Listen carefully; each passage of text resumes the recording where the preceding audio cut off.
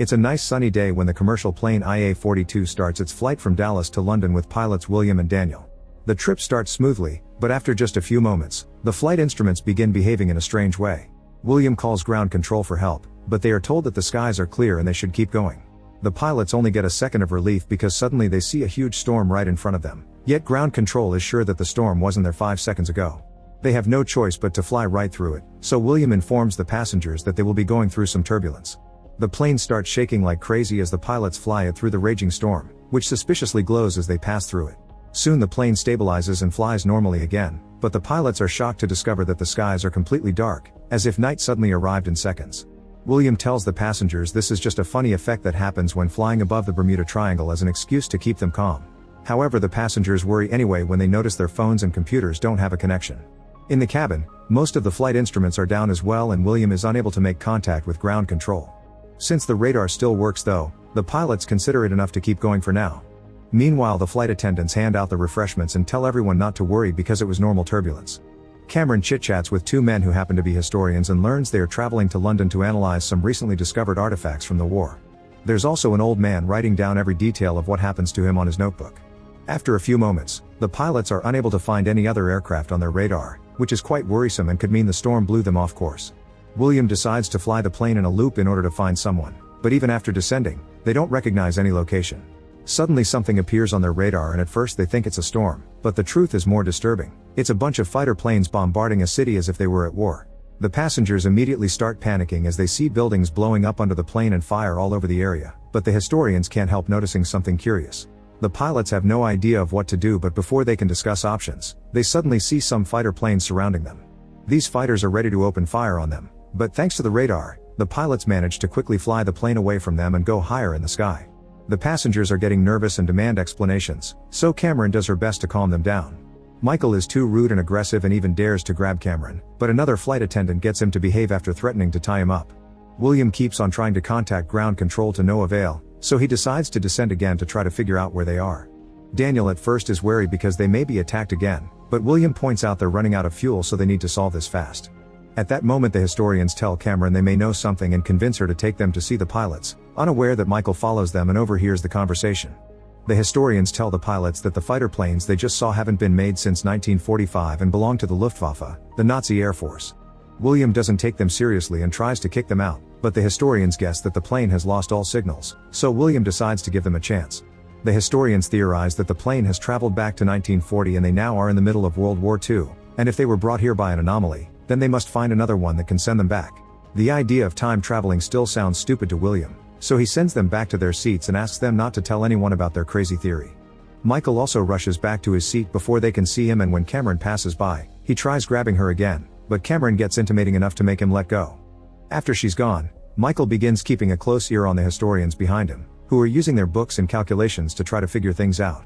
Afterward, the pilots go down again to search for any radio signals. Fortunately, this time they are successful and get in contact with a British soldier called Nigel, who thinks they are spies messing with him because it's impossible to catch a radio signal from a plane flying that high. The pilots beg for help, and when Nigel continues to be confused, William asks for the date, causing Nigel to confirm the historian's theory. They are on June 17, 1940. They try to convince Nigel of their situation, but obviously it sounds too crazy to be believed. Luckily, the historians come to the cabin again with more details and they get to talk to Nigel. They have calculated their approximate location and mention they flew by the spot where the British ship Lancastria was sunk, which shocks Nigel because that ship is supposed to still be active. Nigel decides he'll check with his superior if the story about the ship is true and promises to call back. While the historians are away, Michael takes their books and finally puts 2 and 2 together. Furious, he stands up and tells the other passengers what's going on, saying they could kill Hitler and stop World War II using the information from the book. Most passengers don't take him seriously and laugh at him, but a couple of guys do believe him and agree to help him hijack the cockpit. Luckily, there are 2 American soldiers traveling on this flight too, and they quickly cut in, explaining hijacking a cockpit counts as terrorism no matter their intentions.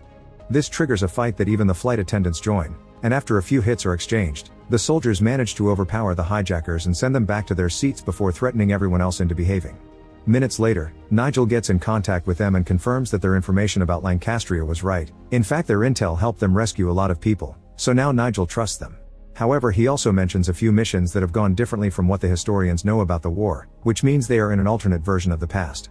Nigel is ready to help them land the plane, but first they need to know their exact location. Sadly, William and the historians can only offer a rough estimate. Daniel turns on their lights so they can be seen by the British soldiers. However, the Germans are spying on their conversation and send out orders. Soon a bunch of fighter planes surround them to immediately open fire, so after turning off the lights, William uses his piloting experience to dodge all the bullets while all the passengers scream in fear. When the bullets become too much to handle, he suddenly drops the plane, letting it fall for a few seconds only to take it back up right before it hits the ground. The Germans follow him, but their old planes don't have the same steering capabilities and most of them crash to the ground.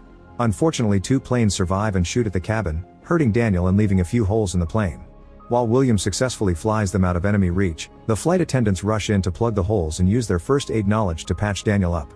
William is getting worried over the lack of fuel and the fact the shots damaged their landing wheels. He also can't get in contact with Nigel, so Cameron convinces him to talk to the passengers to work together.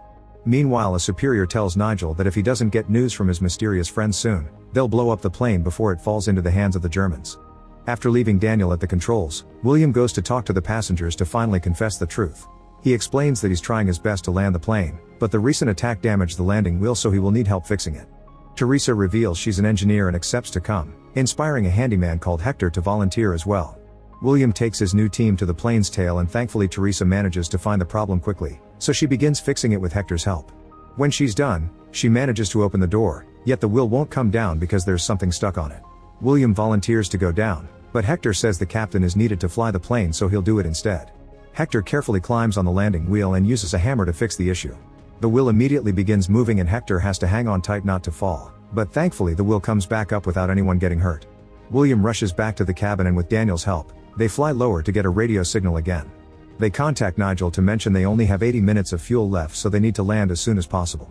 Their conversation is interrupted. The 2 German planes come back and attack them. This time they throw a missile, which explodes too close and destroys all the plane's windows. While the passengers panic, William uses the radar to keep track of the enemies, allowing him to pull some crazy maneuvers that cause the German planes to crash into each other. Afterward, the historians come up with an idea. They should remove the plane's radar and send it to Nigel so he can use it to guide them somewhere safe. It doesn't make sense that they don't have this technology yet, so maybe the plane was sent to the past to fix that issue. At that moment, a missile hits a turbine, so the plane starts falling at great speed. After a few failed tries, the pilots get it to work again and manage to get in contact with Nigel to agree on a location to drop the radar.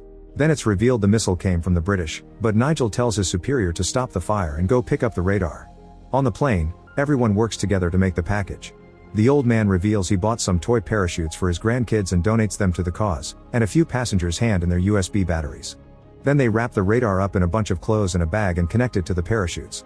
As soon as they reach the right spot, they throw it off the plane and immediately tell Nigel about it, but unfortunately the Nazis pick up this conversation too and arrive first.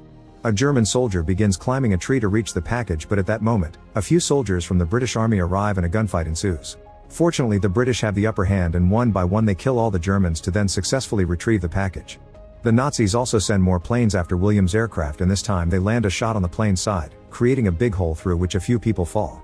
The plane is shaking quite badly, but William once again pulls a crazy move to guide the plane away from danger. As soon as Nigel receives the radar, he sets it up and starts guiding William to fly in the right direction, although the Nazis are catching up to them. When they are about to open fire, the British planes sent by Nigel arrive to fight back, so the commercial plane can keep flying safely. Suddenly, Nigel sees a large shadow on the radar that doesn't look like any kind of aircraft, and when the plane gets closer they realize it is a storm that looks exactly like the one that brought them to this time period. It's a risky move, but since they don't have any fuel left anyway, William decides to fly through it and hopes it'll send them back to the present. After saying goodbye to Nigel and telling the passengers to hold on, William and Daniel take the plane through the storm, and after lots of shaking, they are happy to see they are finally back in the present. It seems they are flying above Berlin, and luckily ground control immediately contacts them to offer them an empty runway to land on. The pilots push the plane to its limits and manage to land it safely. Relieved to be home, the passengers immediately get off the plane.